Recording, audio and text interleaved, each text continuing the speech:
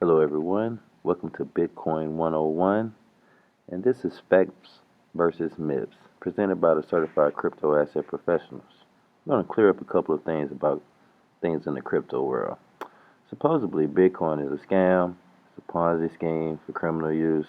When people refer to Ponzi schemes, they're referring to a structure where one person gets all the money, where the new investors pay off the old investors. We're going to break Bitcoin down, and it's clearly not that.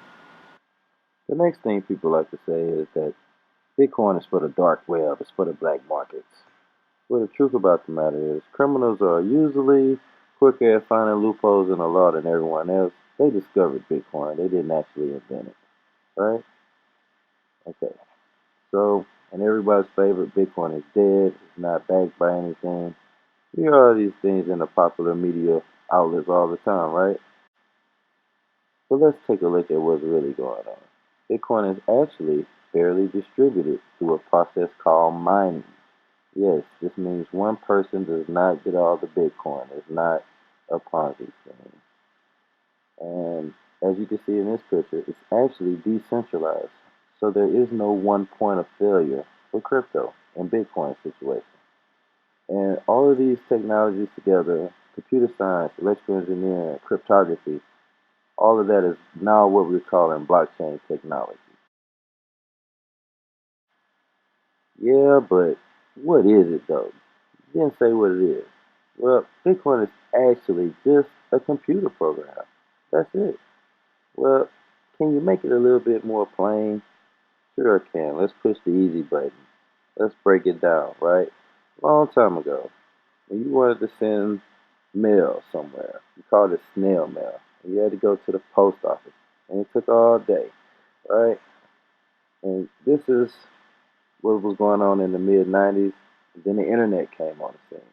Right? Now we have the internet, and along with the internet, we was able to get email addresses. Then boom, we was able to send information at the drop of a dime. Now the same thing is happening, except with money this time. We no longer have to wait on the banks to facilitate our trades and then get hit with extra fees and remittances and all these things that banks have been doing for ages. Now that the internet is here, boom, we can send money at the drop of a dime, just like we did with email, because this represents the second generation of the internet of value.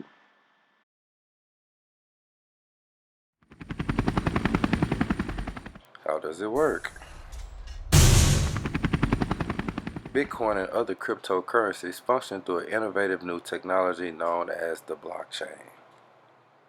So, how does the blockchain work?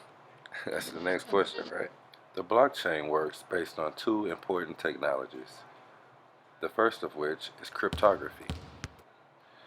Cryptography is based on a variety of disciplines: mathematics, computer science, electrical engineering, and communication science, and is used in applications such as military communications, electronic commerce, ATM cards, and computer passwords. The second technology is the concept of miners.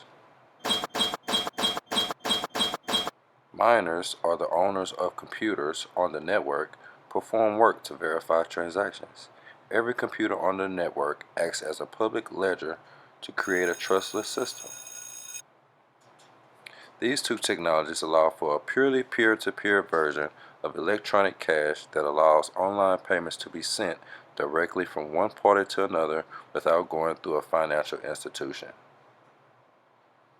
So let's see how this all looks in action.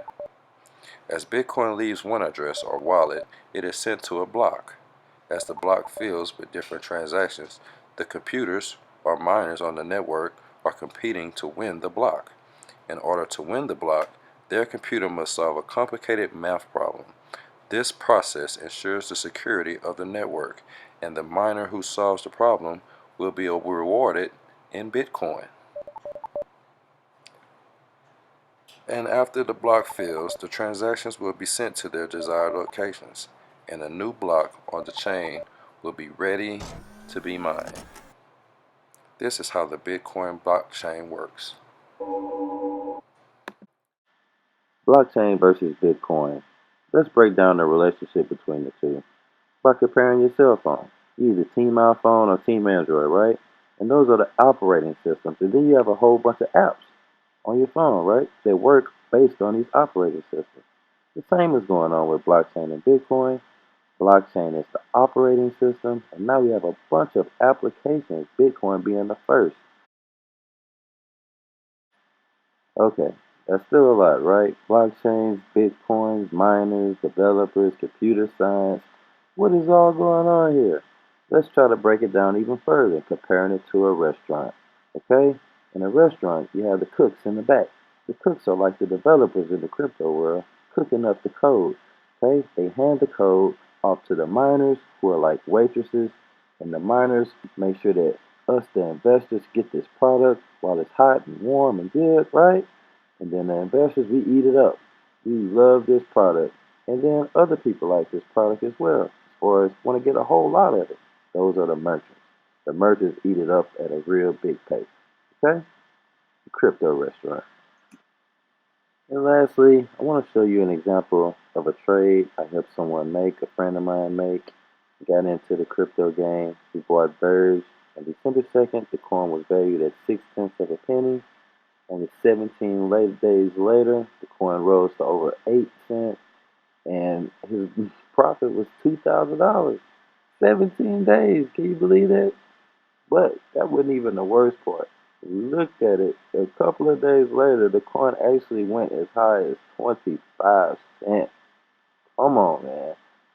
$200. It was worth $10,000 after 3 weeks. There is nowhere that you can get this type of return on your investment except in the crypto world.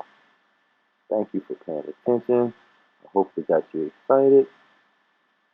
Here's our information. Contact us. Let's talk crypto. Certified crypto asset professional.